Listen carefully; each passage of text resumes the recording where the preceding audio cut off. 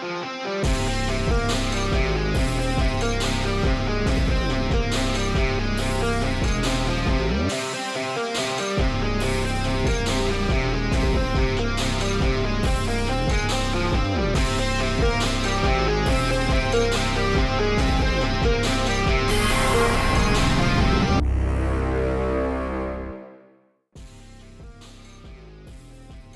to the Skiffy and Fanty Show. Hey Shaun, do you know why the Dark Ages were called that? Because Bernard of Septimania wore sunglasses. Weird. Okay, I'm Shaun. I'm Paul. And we are joined today by David M. Perry. David was a professor of medieval history at Dominican University and is now at the University of Minnesota in the state that I used to live in, busily convincing students that studying history is good for them and good for their careers, which is actually true.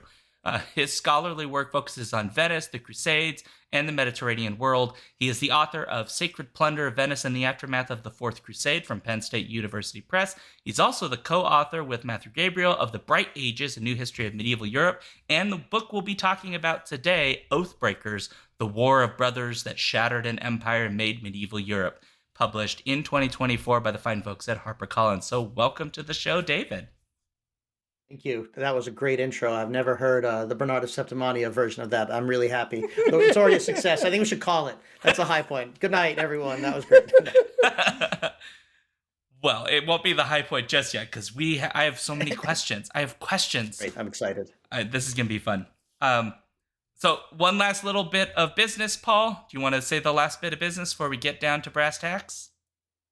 Oh, right. I should be looking at the script. Yeah, that's usually what you do as my co-host. Yes. Before we get into our discussion with you, David, a reminder to our listeners, please share your questions and comments with us about our show at our various social medias or at skiffyandfanty.com/listener suggestions. If you aren't already, join us on Twitch for Shaun's Alphabet streams every Friday at 7 p.m. Central. So if you're listening to this live, you're doing that now to be part of our interactive live streaming format.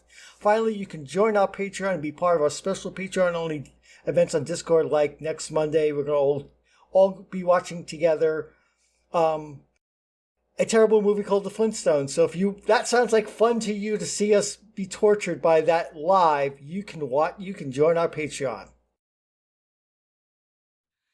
All right, so David, if you can, would you tell us a little bit about Oathbreakers? What the heck is this book?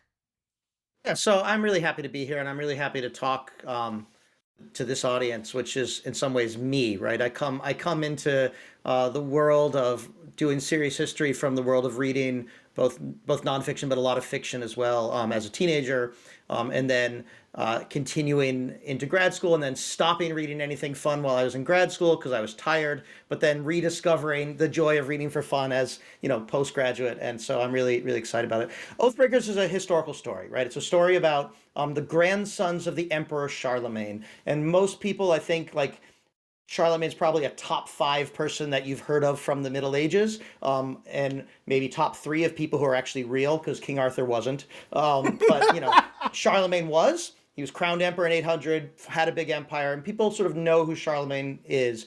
And then they generally, unless they've taken a medieval history class and remembered it, they know that he had this empire and then it didn't last, and then sort of they move on from there.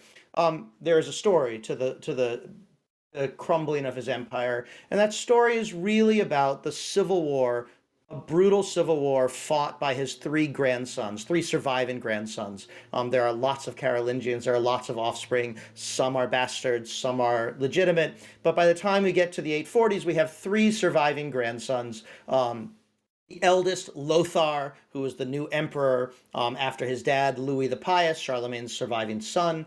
The middle child, Louis the German, and the youngest, Charles the Bald. And we always use their full nicknames because there are a lot of guys named Louis and Charles in this book. There's a lot of guys named Louis and Charles and Pepin, so we use their nicknames. So Charles was not bald when he was born. Well, he may have been born, probably not when he was a kid, but that's how we remember him. So Louis, Charles, and Lothar fight a civil war, and that's how it falls apart. So that's the story. But what it's also about is just how fast you can have a society that thinks it's telling a story about itself as something important, as something stable, as something permanent, as something chosen with divine and glorious purpose, literally the new Israelites chosen by the gods, and that, they're building something that's going to last. And then it can fall apart really quickly. Almost, in some ways, it seems to them almost overnight. As historians, we can say it was not overnight. Here are the ways it plays out. But we wanted to talk about the collapse of a society. Yes, there are perhaps some analogies to today, but that's not, that's always on your mind when you're writing history. You're thinking about today, but we just think it's this big, important historical moment that shifts the course of medieval history in really indelible ways, and it's people making choices, and it's people telling themselves a story that isn't true. It is, as we say in the beginning, an empire built on lies, and all empires are built on lies. And sometimes the lies come home to you, and then things can fall apart. And so that was we really want to talk both about the actual, these brothers went here and this brother went there, and they had an army and they did these things, and hopefully tell a really good political military history story, but always keep these big stories of ideas in conversation with it, and hopefully make that really interesting for the reader too. Well, that leads me to really the first question I kind of wanted to ask, which is basically a craft question, because this is a book that is geared towards a more general audience, and it is not an academic audience as its primary audience, although academics like myself are reading it. And so when you write a book like that for a more general audience, you take a different approach than you would expect in a typical academic book. And I like how in your description you describe this as like telling a story, because effectively that's what the book signals to us repeatedly. Like, we're telling you this story of these things, trying to put the pieces together. And so I was wondering, when you sit down to approach writing this, pulling all the research together and making that story, how does that process look like for you? I really think that in all writing, you have to really think about who your readers are. You have to think about where they are, think about what it would look like to move them from where they are to maybe where you'd like them to be. And you have to engage them with respect. You have to respect your readers for who they are and what they know. I write a lot of public-facing journalism. Today, I just had a piece about a major piece of disability law. I had to assume the reader doesn't know that, but might be interested, and write a really careful 4-sentence summary of really complicated, important history. Every time you go into a classroom, every one of us who teaches thinks about this all the time. You go into a classroom, you have an audience that at best is semi-interested and semi-informed. And again, I say that with love, not like these students these days don't know anything. That's their job as students, is to be at best semi-interested and semi-informed, and hopefully leave more interested and more informed. That's what you're there for, right? And so you have to, if you go into a freshman history survey and you try to treat them like people who've been thinking about the Middle Ages for a decade, you're going to do a bad job. And I do know faculty who, I think, not any of my friends or colleagues, but certainly when I was a student, there were people who were much more aware of where I was and where we were as students than where they wanted to be. And there are people who just sort of talk to us about whatever they wanted to say without really thinking about audience. And good teaching really requires thinking about audience and going to them, going to where they are, and then hopefully moving them. That is how we write these books as well, is we really think, what is the story we want to tell? And it's not like the final draft is the same as the first draft. That I think the story we want to tell here is the product of endless revisions and discussions and tearing things up and sitting down. Matt and I, my co-author, we get together every so often. Our first book we wrote during COVID, so we didn't get together at all, which was not our plan. But this one was not during COVID. And so, we would go to each other's houses and we would drink bourbon and we would go fishing and we would talk about what is the story we want to tell. And every time we ran into obstacles in writing, which is, at least weekly, the answer was always, what is the story we're telling here? And then how do we do that a little bit better? And of course, we have an editor as well who is very engaged in that. But I really think it starts with, who is your audience? Where are they in terms of what they might know? And then go there and try to bring them along with you. And to do it with love. I think it's, with respect and love, not superiority. That's my I think is the biggest failing that academics often have, particularly when they try to write for the public, is they feel like they're talking down, and I don't. Well, I like that you when you were describing the book, that this is kind of a great example of what you're talking about. You sort of immediately acknowledge probably we all have heard of Charlemagne. And, it's a pretty good chance that pretty much everyone here has heard of that. Paul met Charlemagne once. He doesn't like to talk about it very much, but it may be that you don't know terribly much about kind of what came after, maybe the details of the kids, etc. And so in some ways, sort of beginning as this book kind of does by saying, hey, that Charlemagne guy, kind of a big deal, right? And there was this big empire and all, he was emperor and he was a really big important figure. Well, why isn't that still around anymore? That is part of the question we're now answering, which is, it turns out it wasn't as simple as like, well, Charlemagne died and that was the end. It was, no, there's all of these moving pieces. And I love how much time you spend in this book sort of reminding us and having to take like a temporary detour to like, okay, so remember that thing we mentioned, right? Where this guy was doing this thing or this son was doing this thing. Well, this is when that came up again. And it's, some subterfuge that happened or something in this poem that you mentioned at the beginning that came up. And it made me really trying to imagine like outlining this book must have been very difficult, because there are so many pieces that it's not as simple as just like a handful of names. It's, I think in one of the chapters, you literally go over every single person Charlemagne married and all of the kids that he had. And even the ones that apparently like exist and we may not even know who they are. Like, it's like an epic fantasy cast. It is. What we try to do like an epic fantasy cast, right, is there's a moment we have to tell you the size of Charlemagne's family. We can say, hey, this is not a book where we're just going to list a lot of names, but this paragraph, we're going to list a lot of names. So stay with us. We're going to tell you why we're doing it. We're going to tell you why it's important. Then we're going to do it. Then we're going to say, hey, see, we did it. And this is why it was important. And hopefully do it in a way that isn't redundant, but that, again, sort of keeps people moving along. The great thing, outlining was tricky, but so I was once talking to the local fantasy author, Stephen Brust. Right. And I read his books as a teenager, which I like to say to him so he feels nice and old. But I read his books as a teenager growing up in Nashville. And I remember some of his books have these, the sort of murder mystery kinds of, the Jerry books, murder mystery kinds of things. And they have, weird things at the beginning that happen that turn out to be really significant at the end. And it's really impressive plotting. And I said to him, he said, well, David, I revised the books. So like I got to the end and figured out what the secret was. And then I went back and put that at the beginning. It's the same thing here, right? We didn't have to outline all those things because we got to the end and we're like, oh, we sure better do that in chapter 3 so people know why that's important in chapter 9. And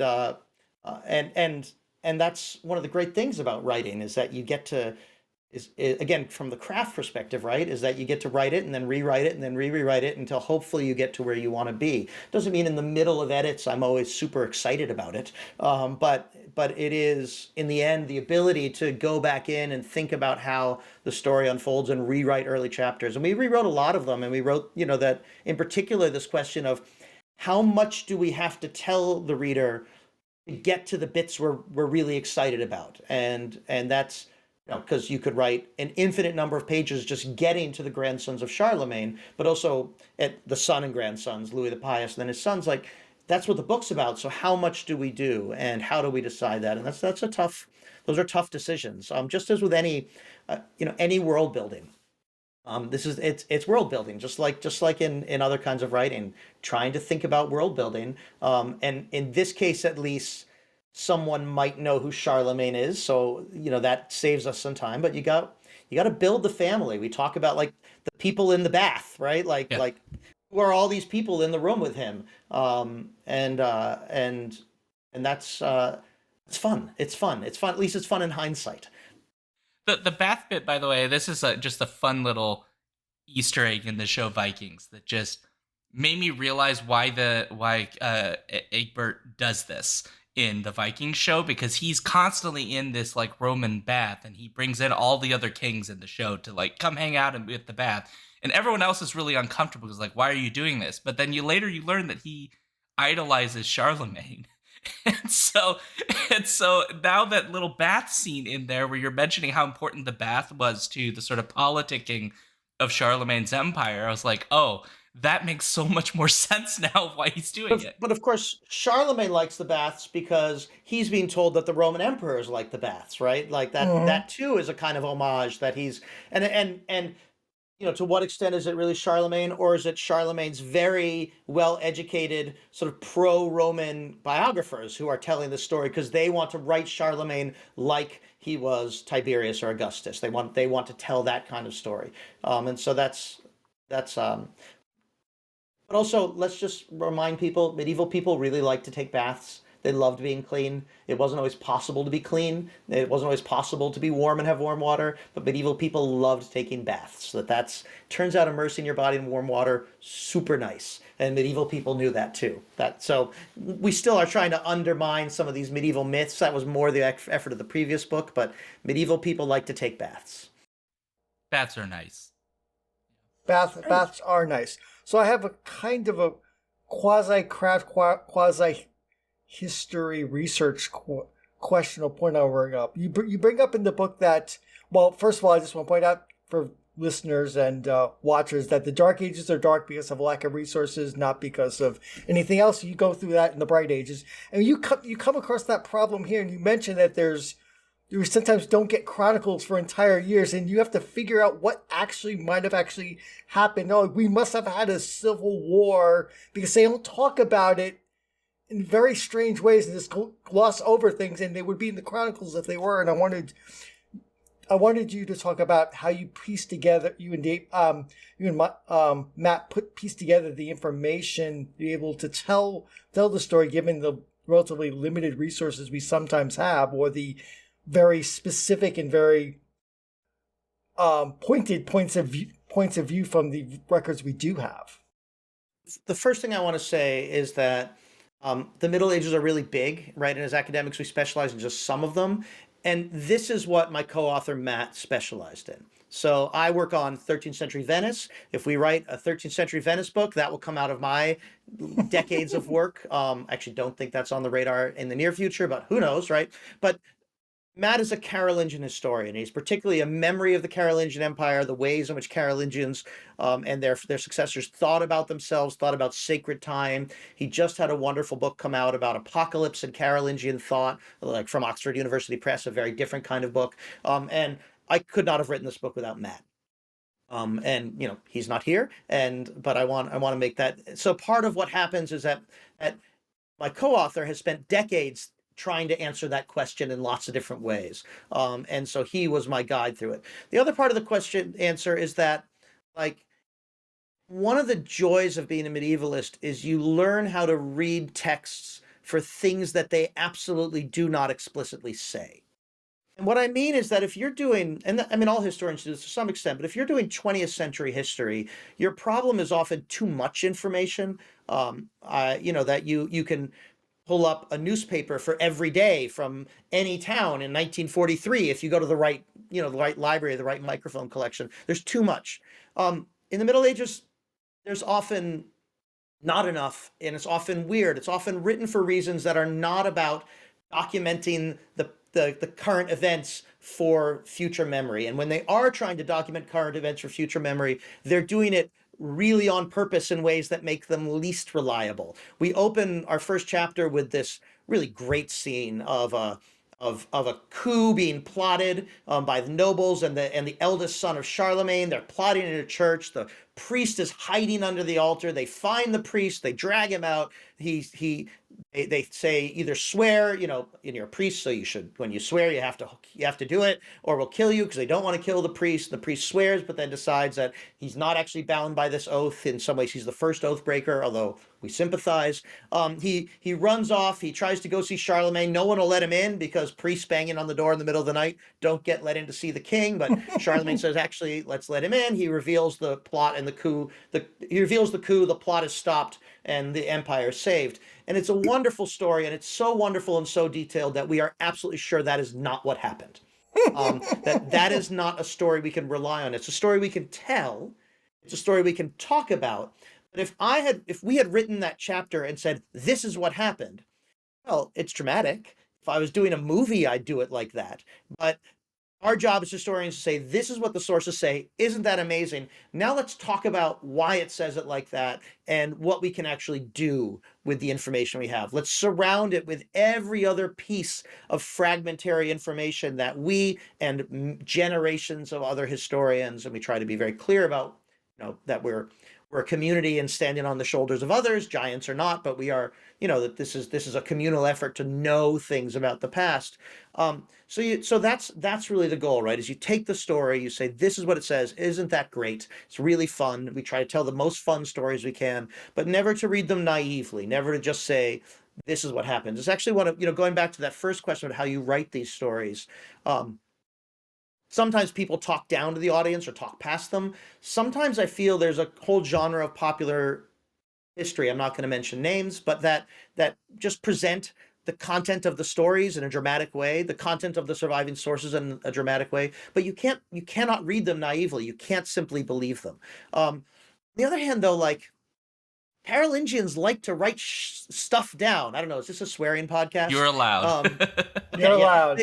They like to write stuff down. At the beginning of the Civil War, Charles the Bald, he sees the Civil War unfolding. He's trying to connect with his brother Louis to fight the emperor, their older brother Lothar. And what does he do? He goes to a relative, and who is a very highly educated man. And he says, "Hey, Nidard, I need you to start writing a history of this Civil War." And he says that at the beginning of the Civil War because getting someone to write a history is a thing that Carolingians do. There were probably lots of them. This is the one that survives. But we're actually very lucky that some of this survives because they wanted to tell stories and they left enough information for us to think really hard about why they tell the stories in the way they do, and then to start unpacking that.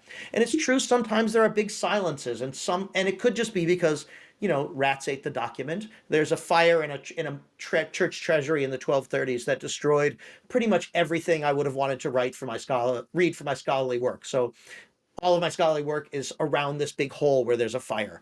But sometimes people don't write because they don't want to. So if there's, for example, annals are the kind of source that their job is to record what happens every year by year, and they just skip the years for coup. Well, it could just be an accident, but it doesn't seem likely that it's an accident. It's because they're trying not to. There's no way for them to tell the story of the coup in a way that works for their purposes, so they just don't. They just don't, and we can know enough to start to fill in those holes. Yeah, you make this great point in the book that because very early in the book you're mentioning one of the annals or a text that's an annal, and you guys point out in the book that they've left this information out, and what are we supposed to do with that knowledge? Well, if you're trying to tell the story of your empire as like unassailable and withstanding all threat and constantly expanding, and like Charlemagne is of God and all of these things. Well, you can't have coups because that would suggest weakness and so on. And there are a lot of interesting moments throughout this book where you really try to look at where there's a lack of information and try to figure out or really ask questions. What is really going on? An example I was thinking of was when Charlemagne dies and Louis slowly or fastly, maybe depending on which account you're going with, because he goes up to the old palace and is like, aha, now I am emperor, and depending on where you look, right, it is either a very swift and semi-bloodless thing, or it's very bloody and not so swift. And I think we have a sentence that's something like, Louis very slowly went at great speed to take command of the court by sending someone else to take command of the court, and then he peacefully joined it by having lots of people executed. And all of these we can footnote, right? Yeah. Like, so I mean, that's fun, but it is also tricky. It sure is tricky. The other thing, though, again, I want to circle right back to that first question. The people who buy these kinds of books, the popular readership, they like that, right? This is not something that only historians, obviously, we're talking about it, right? Like people get it. You can write that complexity in as long as you scaffold it so that people are ready for it. And readers want to read that. Readers are interested in how knowledge about the past gets made. People do actually want to see the sausage gets made, at least when it comes to sort of history. And I think sometimes historians are shy about that. Like we know there's complexity, but we better simplify it. That is not the answer. The answer is to build a scaffold and then flesh it out and let people see how it happens. But that gets kind of tricky too, because if you are dealing with these moments of gaps where you have two events on either end and the middle bits are fuzzy, there may be an instinct to want to just, I'm going to give you what I think was the answer. And I actually think you and Matthew both avoid that. And I'm guessing that was a deliberate choice to sort of avoid just giving the absolute, like, this is the most likely, and so we're just going to go with that one. Yeah. That was a deliberate choice. Well, we do both, but hopefully we do them both deliberately. There's this moment in which Louis the Pious, the emperor, the son of Charlemagne, looks like he's really about to hand the reins and sort of name his main successor to be his middle son, Louis the German. And something happens at this assembly where they say something to each other and essentially never get along again. They may speak again remotely. I have to check my notes. I have notes, but like something we just don't know. We can see the assembly happen. We can sort of see, we can ask who benefits from a falling out and what might have happened. I think we have a worm tongue reference we slip in there yes. on purpose. But like, we just don't know. And we can't know, but we can see it. The other thing, though, there's a battle, the Battle of Fontenoy, which is a battle that most people don't know of, but is one of these kind of amazing battles in well, I guess really in all of history. And it's Saturday morning. I have to look because I always forget the exact date. It's Saturday morning, June 25th, 8:41. It's it starts at 8 o'clock in the morning. We have a lot of information about it, but we don't have really good sources like you might want for the Battle of Agincourt. You might have, there's some battles in the First Crusade, I know, where you have a lot of pretty authoritative professional like being paid, but people who know how to write a military account of a battle and say, these units went here and this went there and the terrain looked like this and these people were armed that way and we had this number and that number, and you can't rely on it. But there are ways that medieval people would describe battles that allow historians, you can war game them. You can build a terrain map and put units on the field and things like that. We don't have that here. We just don't. But also it is just the most important moment, and we have lots of pieces of it. So we do say here's the most likely thing, but we do it really explicitly, and hopefully that works. First of all, we shift into present tense. Like, again, thinking about craft, mm-hmm. Most of this book is in past tense. It is about the history. It is written in the past tense. But there's a moment where I say with something like, we can imagine the sound of this, the people charging that way, the screams of the horses. We can imagine Lothar going in. And we trying to be very clear, like, this is our imagining. And then we say very explicitly, okay, let me tell you how we built our best guess. And I'm pretty sure we use the phrase best guess, because we don't want to claim something that we can't claim. We do want to tell the story. We want it to be exciting. Something exciting happened there. We have a lot of pieces of it. So I'm going to tell you the story, but I'm going to tell you why it's my best guess and try to make that really, really explicit. And again, like, you don't have to lie to readers. They're not going to throw the book away because you don't sound authoritative enough. I think you sound more authoritative when you say, here's how I put this composite best guess together. Here's my hypothesis. It's probably mostly right. I'm sure there's some details that went a different way, but that's okay. I'm telling you my best guess, and I'm being transparent about it. So that was the move. That was the move we thought we'd go to.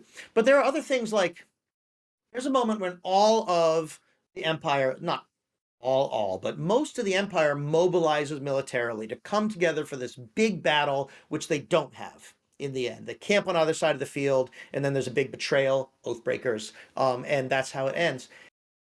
Every single person in the Carolingian Empire was probably at least somewhat aware of this mass mobilization. Troops moving, men leaving for battle, food requisitioned, people marching. So, thousands and thousands of soldiers do not march quietly across a country. There's just nothing. There's just nothing. And so we say, this is what it looks like to move armies around. We have lots of information. this is the scale of the armies that we're moving. We can imagine that people had some thoughts about it, but we got nothing. We just have nothing. It's so weird. Why don't we have? Why write something down, you jerks? Like, there's got to be like a monk somewhere that just like post-it note somewhere. This is something from an Ada Palmer panel at Capricorn. It's like a lot of favorite people. I know, she's awesome. We're not going to turn this into the Ada Palmer appreciation panel, listeners. Don't worry. But she was talking about how a lot of documents just got lost because there was just not enough material and manpower to turn papyrus into parchment and make all those records. So a lot of stuff got winnowed from the end of the Western Roman Empire period, and just it's like there's just so little material. It's like they had to be really choosy about until paper really got picked up, and paper gets to Europe relatively early, but doesn't get used for so long. So this is such limited amounts of basically raw material and manpower to actually record this stuff. So it's easy for stuff to fall out of circulation and die because there's not 50 copies of it anymore. There's only 2, and that one just got eaten by rats. Oops. That's right. Librarians make choices. Archivists make choices. That every librarian, they aren't going to talk about it much, but they are throwing books away. They're throwing them in the trash. Not lots of them, not all the time. They try to sell them, but ultimately, every librarian throws some books away. It's emotional, but they do. That's just the job, right? Some of those books are not going to be around in 1,000 years. Probably most of them. Most of what we are producing digitally is unlikely to survive. And if it does survive, are they going to be able to read Blue Sky logs in 800 years? I don't think so. I mean, maybe, but I don't think so. And, many of our books are just printed on materials that are just not going to survive.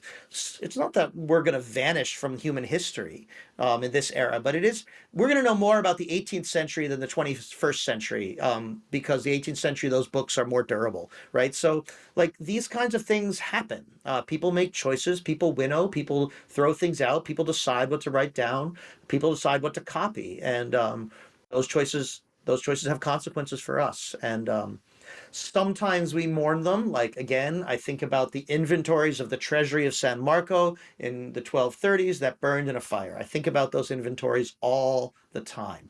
I may be one of 3 people who thinks about those inventories all the time, but I think about them enough for, a village. I think about them all the time. They're just not they don't exist. No one copied their inventory logs because they were not the kinds of things you copied. But boy, I would like to see them. It would be cool. Time travel. This is what time travel is. There is a Harry Turtledove short story. I can't remember where the time travels go back to the first century AD to find some old books and basically steal them, and things go badly in trying to steal these books. I mean, Harold Turtledove, PhD in Byzantine history, exactly. Right? Ada Palmer, PhD in Renaissance history, right? These are my. I mean, I read lots of people. I read widely, but I do like people who have this deep education and have figured out how to tell fictional stories. It's really it's something I love and something I'm trying to do. But I'm getting a little farther with the nonfiction. But who knows? Like everyone else, I write a little fan fiction and submit and get short stories rejected by Uncanny from time to time or whatever, right? Like that's because I'm really interested. I mean, these are really interesting problems to think about from a fictional perspective, to try to play out where you're not bound, where I can invent any sources I want. Although when I do, I also invent huge gaps in the record because that's more fun. But I think about these things all the time. It's that instead of the god of the gaps, it's like the culture of the gaps, as it were. Yeah. I mean, just consider what's my brain just went brain freeze. Blah, blah, blah, blah. Are you thinking back to when you were Emperor Trajan? No, I'm not thinking. Sorry, Dave, you may not know this, but my running thing is that Paul is an immortal, and his most famous form was as the Emperor Trajan in the Roman Empire. No, that's how he knew Charlemagne. Yeah, exactly. No, I got it. I mean, a canticle totally tracks. I'm with you. A canticle for Leibowitz. Oh, I love that book. I mean, so like they have a few documents from Leibniz's life that they preserve, like the sacred shopping list. It's just like this because this is what they have left in circuit diagrams that they draw in medieval style because that's what they had left. I think I read that book in 8th grade, and it certainly had an impact on me. And apparently not that many people are reading it these days. And I hope it.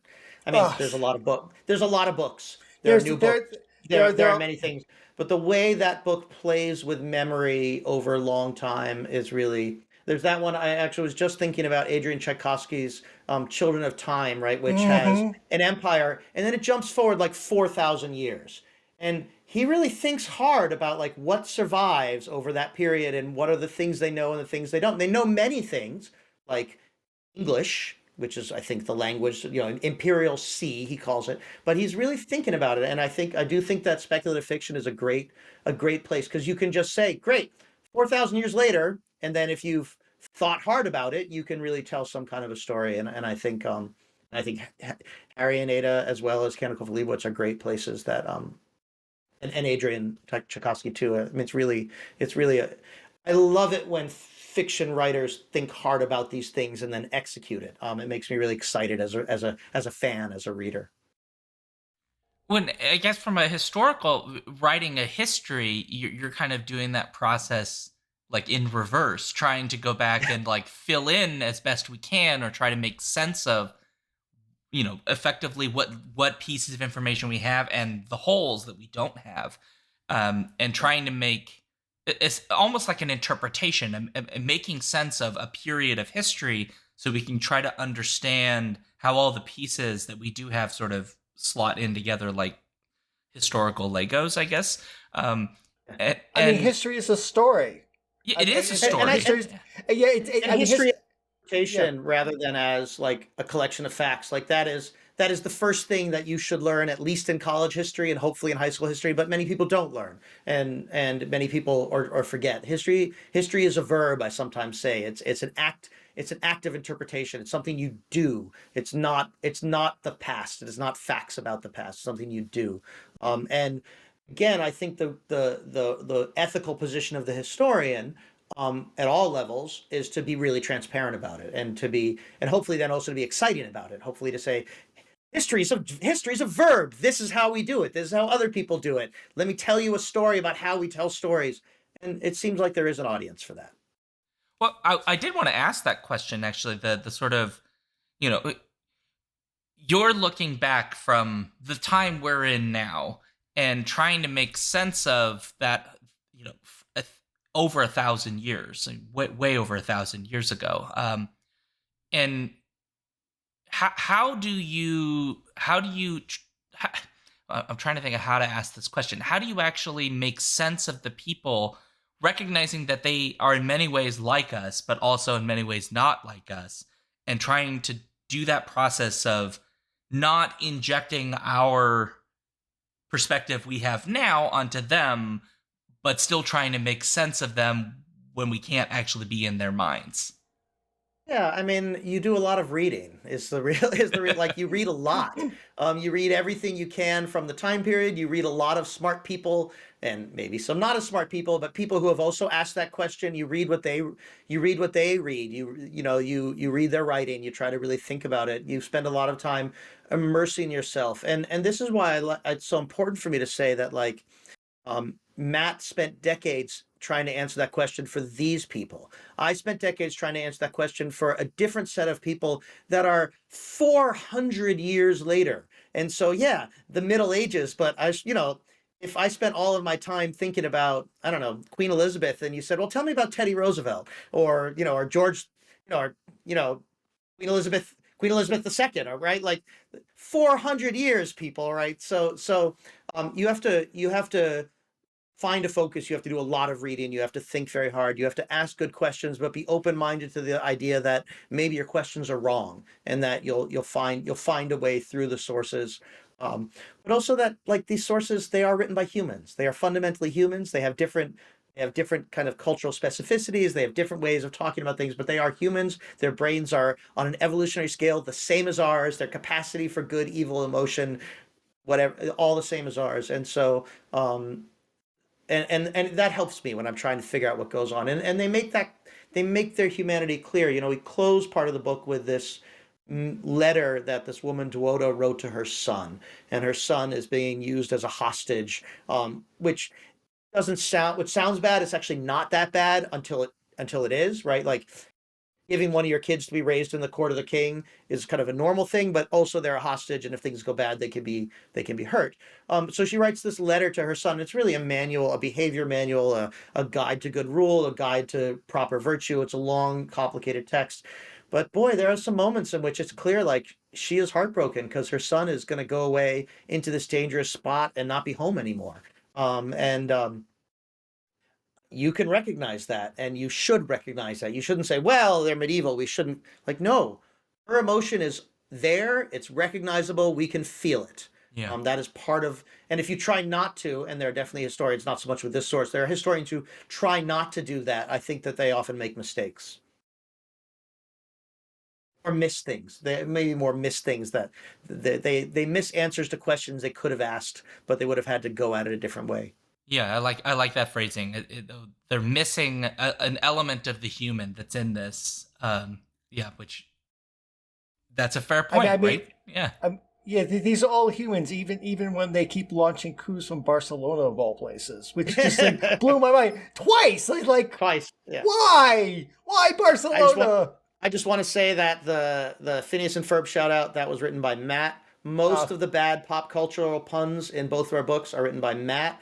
Normally, we don't confess who writes which sentence, but I'm 100% allowed to blame all the bad puns on my co-author, Matt. I find them kind of charming, but I would never write them. And so I'm delighted that he has less shame and does. Fair. That is delightful. So speaking of history, toward the end, you talk about how the Battle of Fontenoy has been, especially started beginning at the beginning of the 19th century in the Napoleonic period, was started to be used as a myth by both the French and the Germans. Yeah. And so I wanted to talk about how we take historical narratives and how we use them and reuse them and change our interpretation of those narratives over time. No, I think there's a real tendency to this day in general for people to look at current events, look at the history of how we got there, and then tell what I would call a teleological story, where the end has to happen so that the whole interpretive mode of how you read the earlier parts is so you get to our end. And that comes out of how people read the Bible, if they're interested in how we get to Revelation, how we get to the end of days, right? So that's sort of that. In the Western tradition, that is the teleological tradition. I don't know, maybe I'm going a little off the rails here, but it's rails I like to go off. People do that with history all the time. We see it all the time. We see this sort of nostalgia. We see this kind of narrative of inevitability. Right now, from many political perspectives, there's a debate about what is the destiny of the United States. Well, what if destiny is not a question we should ask about a nation, right? There is no destiny. There are choices we get to make, and there are things that will happen as a result of those choices. And those choices are constrained by all kinds of things that we can see and things we can't see. That's true of the past too, right? So in the 19th century, we have these burgeoning or already imperial powers. We have new ideas about what it means to be a state, new ideas about what it means to be a people, new ideas about what it means to be a race, new ideas that are bound up in governmental forms, in military powers, in conquering other people, in new science, in new ideas about the human, in linguistics, sort of what is French, what is German, and they're looking for origin stories. They're looking for a narrative to tell so that the history leads to them inevitably. And this Battle of Fontenoy, that does result in a division of Charlemagne's empire, in which there is an area that's more independent, leaving towards Central Europe, and there's an area that's more independent in Northwestern Europe, and we can think about them as sort of leading towards France and Germany, but they are not inevitably leading towards France and Germany. The Lothar has this huge territory in the middle, which, again, when I encountered Lothar for the first time, the narrative was, well, he had this big empire in the middle, but it was too long, it was divided by the Alps, it was never going to last. might have lasted. There are reasons it doesn't last. There are things that happen that break up Lotharingia, and we don't tell that story in this book, but it's a good story. There's a good book by Charles West that just came out about that. That involves a divorce and other sort of racy bits. But Charles West, yeah, I think he's put out sort of a source book with commentary. It's a great story. But like every minute there's like every generational turn, there's a great story in history, and certainly the fall of Lotharingia is one. It's just not inevitable. So using Fontenoy as an origin story, using the division of empire that follows and this is where we get France and Germany, is just not good history. It's easy to see how they do it, though. There is this really interesting moment in the city of Strasbourg where Charles and Louis come together and they swear oaths, and each of them repeat the oaths in French and in German, in the vernacular languages of the different sides of the empire, so that everyone is speaking both languages back and forth. And that is a moment that has been used as well, we can see the French and the Germans are dividing. Sure. Or we can see it as, yeah, there's lots of vernacular languages and they all are multilingual and talking to each other all the time, right? It's just as easy to tell a story about, multiculturalism as it is to be the inevitable division of the French and German people and their cultures. Neither of those are the right story to tell because history is contingent and people make choices. But in the 19th century, the French and the Germans, and also like the other thing that's happened in the 19th century, one of my least favorite centuries, I have a list. One of my least favorite centuries because it is where a lot of the original sins of the historical profession are performed, where history develops as discipline in ways that are recognizable to me today as a historian, and it's being developed by people in Western Europe, white men in Western Europe who want to tell a story of inevitability and distinctness in ways that is, one, not good history, and two, it has they have a body count, and it's not, they're not unimplicated in the wars of the 19th century and the wars of the 20th century and the depredations of colonialism and imperialism, right? That history is not the only culprit, but it is one of the culprits. Science is another one, so we can have a different conversation about biology. But history, they're historians. They're my forebears in a certain kind of way, and they are telling stories that have a body count, and doing it just around these kinds of things like why Fontenoy matters. It was a little serious, but I'm a little serious about it.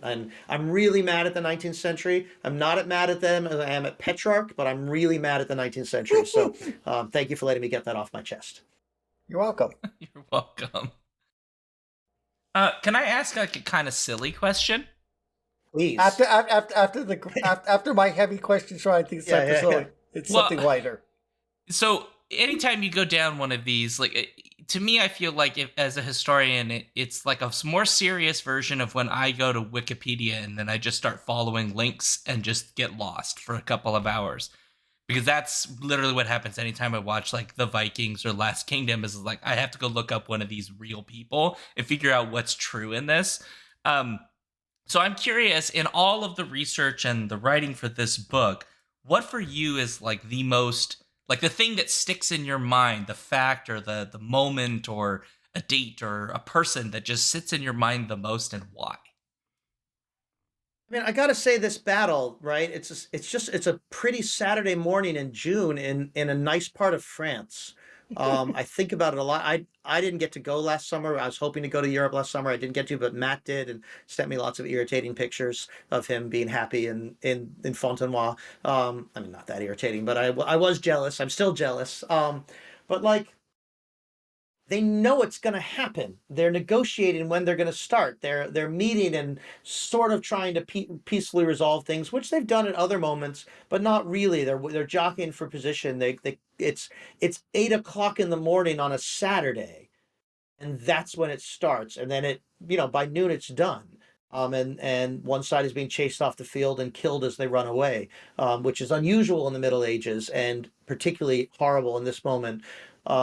Usually when the other side runs away, you say, great, we won. That's it. Because particularly if they're all Franks, so they don't like to kill each other particularly, but they do in this case. And then they reckon with it for a long time. So I really think, I mean, I just, I spent a lot of time thinking about that Saturday morning. I mean, I probably spent 3 months thinking about that Saturday morning. It's the fulcrum of our book, right? It's the moment in which the book, or the pivot point in our book. I think fulcrum is the right word. It's the, it is the moment in the book in which everything, it is the most dramatic part of the book. There are other dramatic moments, but that is the most dramatic part of the book. It is, we have these, if you just look at our table of contents, it's sort of, here's 30 years, here's 20 years, here's 10 years, here's 15 years, here's Saturday morning, right? And that's on purpose. When we were talking about outlining earlier, like we thought, okay, we're gonna give an entire chapter. And then in some ways, the next chapter is, and here's how they thought about that Saturday morning for the next few years afterwards, because it's just that important. So, if you spend, and the sources are, as I said earlier, unclear. So I just spent months thinking about that Saturday morning, and it's a kind of history I've only done a couple of other times in my career, and I don't expect to do that many. I mean, often when there are events like that you need a narrative of the kind that we produced, other people have already produced that narrative. So like, there's a Palm Sunday in 1204, is when the Frankish army attacks and takes the city of Constantinople, and I think a lot about that. That's actually that's the early 13th century. That's the stuff I know. But lots of people have written that story, so I'm working with them and the other scholars and how to tell my own version. This one doesn't have that. I mean, there are reasons why academic histories are a little lighter on the narrative of what happens that morning, because the sources are bad. So you have to say things like, we imagine and we think and we feel, and we can, we can see Lothar run away. That works in this kind of history, but does not work in your dissertation. You write that in your dissertation, they don't graduate you, right? You write that in your Oxford University Press, if you even get it to publication, you get mean reviews about it in your book, probably, in the journals, probably. This, we can do that. And so I really felt like I had to do a lot of work with Matt, obviously, and reading lots and lots of people, but really thinking, how do I tell the story of these 3 hours on a nice Saturday morning in June? So I mean, it stayed with me. It stayed with me. I'm thinking about it right now. I'm thinking about not just the day, but the process, the thinking that it took to get to there. Yeah, that trying to imagine things that we don't have. I assume I'm going to assume listeners haven't, but I assume you've at least heard of Dark Queens by Shelley Pollack. Yes, absolutely. Yeah, I mean, I read that event with her. Yeah, I read that like early last year, and it kind of fits well in with this book. There's a lot of stuff we don't know about, and it's, for listeners who don't know, it's set a couple centuries before this, and basically in how the Merovingians really came to be before we get to the Carolingians, and we don't. And she has to say that, I imagine this, and I imagine it could be like this, and over, because there's just no enough sources to go by. And so you have to kind of piece together and figure out things, as we were talking before, from what is said and what isn't said, and the lack of textual sources, and basically kind of this is not a judgment call, because I consider my office, it's like kind of like painting a picture rather than taking a photograph. Yeah. I mean, talk about a moment in which the sources we do have are amazing and totally unreliable. Like that coup story with the priest and the thing. Those Merovingian sources have some great stories of sex and murder and all the things you would want for your show. And they are just not I mean, it could have happened that way. I'm not saying you can rule it out, but boy, I mean, there's a lot of stuff going on there. There's a great new book that just came out on the Merovingians too, if people are interested, by James Palmer. That is sort of an introduction to the Merovingian world. One of the fun things about the Merovingians, sort of this pre-dynasty, right, is that the big narrative is Franks take over this area and they form this weak kingdom, the Merovingians, that is never really any good. And then the Carolingians come and they form a great empire, but then sadly it falls apart. And, it could have had Europe as we want it to be in the 9th century. We could have had Rome restored. And neither of those narratives are true. The Merovingians are really interesting and complicated, and did a lot of amazing things and a lot of terrible things, and made good and bad decisions. And that's also true of the Carolingians. And that's really, it's sort of how Carolingian propaganda infuses 19th century history making, which then still today shapes, how Western Civ, if that's still the class being taught, which it is in many places, or, European History 1 or World History 1, it's still how these things are being taught. I recently went through all 51 states, 50 states plus DC, sorry, all 51 school districts that I was interested in, and looked at some of how the Middle Ages are being taught. And, they're mostly happening in either 7th or 10th grade, sometimes 9th grade, 7th grade world history, 9th grade world history, depends on the state. And there's 8 things. And one of them is Charlemagne built an empire. Oh, it fell. And, is that one of the 8 things I want every 6th grader in Kansas learning? I'm not sure it is. They didn't ask me, but I would suggest some other ways of going about it. I mean, Charlemagne's in the new Civ 7, so it's like, there he is. He's got a goofy look. He's got a crown. There he is. But, I'm glad you bring up the school thing, because this is a thing that literally just happened to me this week after I saw the Ada Palmer History of the Books talk at Capricorn.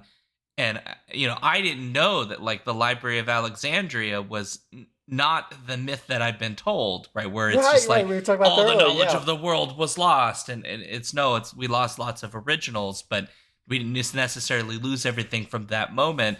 And, one of my students literally brought up, it's like the Library of Alexandria, right? All of that stuff. And I was like, aha, I know a thing I can tell you about from a professor of history. And so then that just went down a rabbit hole. This group of students I got, they just love talking about all kinds of wild and bananas stuff. But it was one of those great moments where I was like, aha, I used to believe this too. Now I can tell you that it's not true. Right.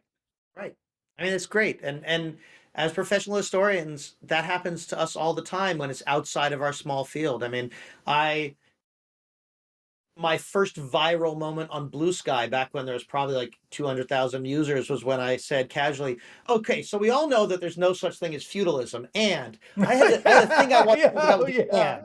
And I was like, wait, including historians, but historians of 18th century Japan, or, 20th century Western America, or whatever, right? They're like, wait a minute, what? There's no such thing as feudalism? I'm like, no, that's not what I want to talk about. I want to talk about this other thing. They're like, wait a minute. Because so, I mean, and that's certainly true for me, and with all kinds of different moments, right? You can be a trained historian who spends your life thinking about history and suddenly discover, wait, what? And then, if you're lucky, you have someone who's an expert who can tell you a good story, like Ada.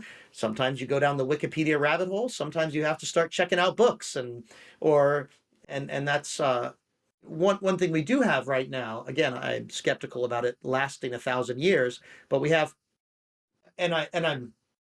we have had such unprecedented access to information in the last 20 years that has been really amazing. How generative AI is going to break that down and introduce lies into the historical record, I have a lot of thoughts on. I should probably try to write that short story next, and then submit it to analog and get that rejected, because I like to collect them rejections. You should write that for sure, because I've been getting real uncomfortable with how quickly my field in academia has just said, yeah, let's just teach them about AI. Let's just do it. And I was like, but why? What's the reason? And so far, the only answer I've seen in the literature I've read is, well, it's there and it's not going away. And I'm like, there are a lot of things that are there and are not going away, but we don't put them in our bodies. So if I may, I just today had a piece go up in the Washington Post that's a review of a book called More Than Words by John Warner, and another book that's about college, but is exactly about that. And I think everyone who teaches English would do well to take a peek at it. I think okay. It will provide you with some useful ideas and language that if I were teaching introductory English, I would be very happy to have in my pocket. And I've been handing it out to history people too. So I think it's a book that those of us in this teaching business in the humanities, we need these arguments. We need to be able to talk about these things. Yeah, I agree. What John's point is in this book, John is really, really a great writer about writing, and I think is relevant kind of to this podcast, right? Writing is thinking. Writing is not about producing words. It is about thinking. It's about the relationship between thoughts and then words. And ChatGPT cannot do that. It can produce the words, and even if the words are exactly the same, which they won't be, But even if they were exactly the same, it is not the same thing because the thoughts are behind it. The kind of the storytelling, the decision making that we've been talking about this whole hour is Yeah. Cannot it cannot be done. And he makes the point that like a calculator is actually doing the same thing that our brains are when we do addition or multiplication. That a calculator, in fact, is doing the same thing. It's just doing it in an automated, different kind of way. Whereas ChatGPT, because writing is a different thing, it cannot. It just cannot. It is not the same. And I hope all of us in all of our creative fields and our teaching and in all genres that we just keep saying that. And I'm certainly going to keep saying it. Yes, a generative AI picture of Yosemite is not a photograph of Yosemite. Right. It doesn't know it's making Yosemite. It's a 18, like I can say, 18% gray goo slop approximation of anything. And even if it looks the same, right? Even if it looks exactly the same, it is not the same thing. It is not the same thing on an ontological, on a core level Yes. as you taking the picture with your camera, with your human eyes, your human mind, making decisions. Now, the next question is, does it matter if it looks exactly the same? I think it does. We're going to have that conversation a lot.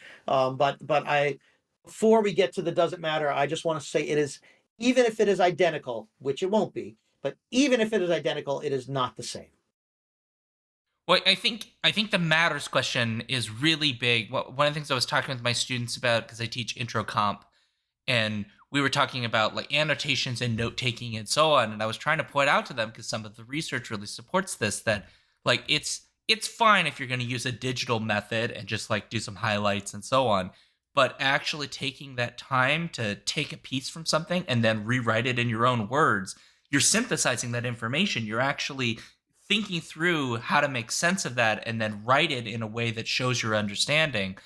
And that is going to improve your comprehension and your understanding of material. And it works the noggin in a very, very powerful way. And having a machine give you the, like, it's like Cliff Notes. Like, Cliff Notes is fine as a like study aid, right? But if that's the only thing you use in order to get the information, you are not processing the information anymore. And No. that's a problem. The lack of processing, like, we have to process this stuff, because the second you stop doing that, you can't trust anything on like, the internet is a cesspool. We all know this. Also, like the stuff we do in our brains when we create things is great. Yes. It's wonderful. It's great. I mean, it's often really hard. I whine about writing. Why did I decide to become a writer? I could quit being a writer tomorrow. All the things that writers say.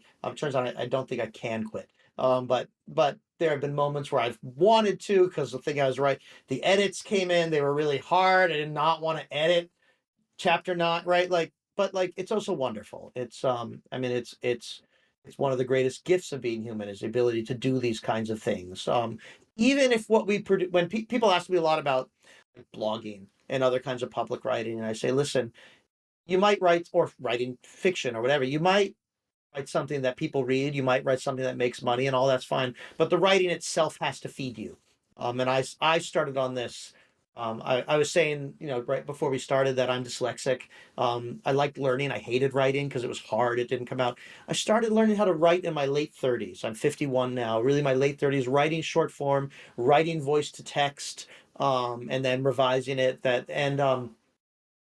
I wrote blog posts every day for like 4 years, 5 days a week. I did it on purpose. Yeah, I might miss a day or two, but basically I wrote a blog post every day. Some days, a couple thousand people would read it. Some days, 11 people would read it. But I was doing it because I just wanted to create this practice and this discipline and get words out of me. And I love thinking back to that time. I do different kinds of writing now, but only because I spent those years just doing that thing again and again and again and again to teach my brain new things. That's awesome. Well, we're running out of time, unfortunately. And so Sadly and tragically, yes. Sadly and tragically, we do need to start winding down. And so, Oathbreakers is out now, so you can get it. But the big question for you, David, is what are you working on next? Well, I have. It's very blurry there, but it's because it's such a shiny cover. There we go. There we go. I have a lot of projects that I am lucky in that my coming up with ideas is not my problem. Select and I don't. There are people who do have trouble coming up with ideas, and they find one in there. But I have lots of ideas. Matt and I are talking about some different books. We wrote the Bright Ages. It was a big book, and normally, actually, people write small books first, and then you write the big book. But we had this big idea, and we wrote it. And then we're like, we talked about other big book ideas, and ultimately, we wanted to do is we wanted to, the Bright Ages. They're stories that are human. They're stories that are knowable. They're stories that are connected. So we have a piece of the world that's connected to other parts of the world, and we thought, well, we can tell more stories like that, but in length and detail. So we ended up here. The Carolingian Civil War is a story Matt really wanted to tell, and he sold me on it, and he's right. It's great. I hope people like Oathbreakers. I think it was a great choice for us to do. There are essentially an unlimited number of moments like that in the history of the European Middle Ages that we also could tell knowable, human, permeable kinds of stories. And some of them have been told by other people and some of them have not. And so Matt and I are talking about what that might look like going forward. And if all of you listening would buy a copy of Oathbreakers, that will make it much more likely that we'll be able to sell that next idea, because this is, a market. But Matt talk about that a lot. I have some other things out there. I have a secret project I can't discuss because there's a proposal and it's in the hand of editors, and it's edgy and it might not sell. It might sell, but it's not a shoe-in. But like that is the thing where my heart is at, but I can't talk about it, which is painful. I have a big, epic, tall ships science fiction story I'm writing with my local friend Adam Stempel. It's set a couple thousand years in the future on the Great Lakes. So it plays with lots of the themes that we talk about, but at 100%, our premise is, and you have to accept this like the book, we have late 17th century ship technology on the Great Lakes a couple thousand years in the future. And so we have big ships. We think there's not enough big ships in science fiction. We think there's like spaceships as big ships. That's good. Horatio Hornblower in space, we got that. But we don't have like cannons and big ships, but in the far future. And we've set it on the Great Lakes because we're in Minnesota, and also it's fun. The Great Lakes are fun if you think about them from the perspective of big ship battles and how that would work. So that's something we're deep in writing. I can talk about. I don't know what's going to happen with it, but that's been lots of fun. The thing though is I'm writing a lot of short form work. This is a complicated political moment. I'm a political writer. I tend not to go on podcasts unless it's a political podcast and talk about Trump, but I have lots of thoughts and they're not hard to find because I'm a political writer. I'm really trying to write about specific types of policy, education, disability, healthcare, Medicaid in particular, and how they impact real people, how they impact my family. And that's the kind of storytelling I think is useful. And I'm trying to do it as much as possible for the Star Tribune, for local papers to write in my communities. And so I hope that those of you who are in the Twin Cities will read it and will take a look at it. I hope if you're not in the Twin Cities, you will too. But tell the Star Tribune, hey, this was good. And because I'd really, the only thing I really know how to do in moments like this, I can't take crowds. Like I have mental breakdowns in crowds, so I'm not going to protest. I'm not going to run for office. I'm not wealthy. I can't just, donate, throw money at the problem. But I seem to be able to tell stories. And so I'm trying to tell ones that are useful. And if other work or fun work, I love our big ship battles. They're really fun to write. But if other work has to go to the side a little bit, then that's okay. But they won't, because writing, the more I write, the more I write. That when I'm in good form, I'm writing more. And when I'm in bad form, I'm writing less. So I don't think I do have to choose. No, it wasn't an easy answer, but like I'm writing, I have like 18 different possible things, and but also I'm a commercial writer. Like, who's going to give me a contract, and then I'm going to do that one. And I'm not in this. You are not in academia in this context of this podcast. Academics don't like talking about money. I like talking about it to academics. Writing is business. Writing is labor. I'm trying to sell it.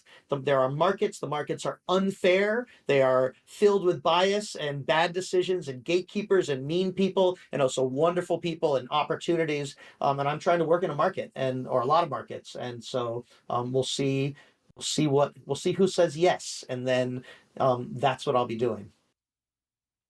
That's a lot. Well, if people want to follow to find a lot of this, because as you say, you're writing quite a bit, where would they go to find you and your things? Please come to Blue Sky. Blue Sky is my social media of choice. I have presences in other places. I don't really have a presence in Twitter, though the account just sits there dead because I don't feel like deleting it, but I'm not using it. So don't find me there. But Blue Sky is really where I've been now for a couple of years. And at its best, it's pretty good. So that's the place to go. I do have a Patreon. You can find that off Blue Sky. But that's really where I'd like to see you. Because I'm a freelance writer, so I'm writing in 18 different outlets. I need you to come to me, and then I'll send you to them. Perfect. Well, David, thank you very much for coming on the show and talking to us today. I am a big fan of your show. I have really enjoyed my conversations, particularly with Paul, over the years on social media.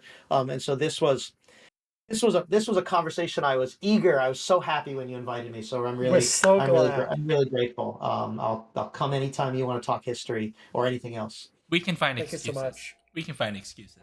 Yeah. Well, I may have to find a way to get you back on to like actually talk your ear off a little bit about every historical TV show drama that I watch. I'm in. Let's do it. Okay, cool. Because I have so many opinions. Oh, Vikings, you drive me nuts. I love it right up until it like just. Sorry, I need to save this. I'll save it for another day. Anyway. Well, I'm with you, man. I feel it. You can feel it. Okay, great. Yeah. That's the show, folks. So if you'd like to let us know what you thought about this episode, or you have questions, or you want to recommend history books to us, that would also be fun. skiffingfanty@gmail.com is the best place to find that. And then we have a Discord and a Patreon page, and we're on Blue Sky and Threads and Mastodon, all these places. The best place to go to find all those links is skiffingfanty.com/skiffythings. Excuse me, my cold is now finally catching up with my nose, so I sound like I'm at the end. Where it is at the end, yeah. You can catch us for the Skiffy Fanty Show every Friday, 7 p.m. Central on twitch.tv/alphabetstreams. I stream Wednesdays and Sundays at 6 p.m. If you want to find me, I'm at ShaunDuke.net and all that good stuff. And then patreon.com/skiffyfanty if you want to support the show, get into our Discord, do weird things if you want. Paul? And you can find me, Paul, Prince Justin, ubiquitously on the internet, except in the lands of fascists, as Prince Justin, PRINCEJVSTIN. Yeah. All right, as is required by the 2025 Skiffy and Fanty bylaws that were amended at the beginning of this year, I have to make it happy. And so my happy shift for today is that because we had this episode happen, Paul will be gifted 6 million tulips. Oh, dear Lord. Where would I keep them? Well, that's for you to figure out. You can donate them as you please, but expect well, I have to photograph them first. You will photograph all 6 million. So expect the pictures on Paul's Blue Sky and Instagram of all of the tulips that will come all at once. It's all coming it's just going to be miles of trucks. So you're welcome, Paul. Well, as Shaun has said, I am the reincarnation of Emperor Trajan, and I've been told to read some Latin here. Tibi istum ad monumentum me comito si recte agam sin aliter in me magis. What the hell does that mean? I am the basically my Latin is rusty. Basically, I am the fortress you can rely on me. Nice. Well, on that note, happy ending and see. And see.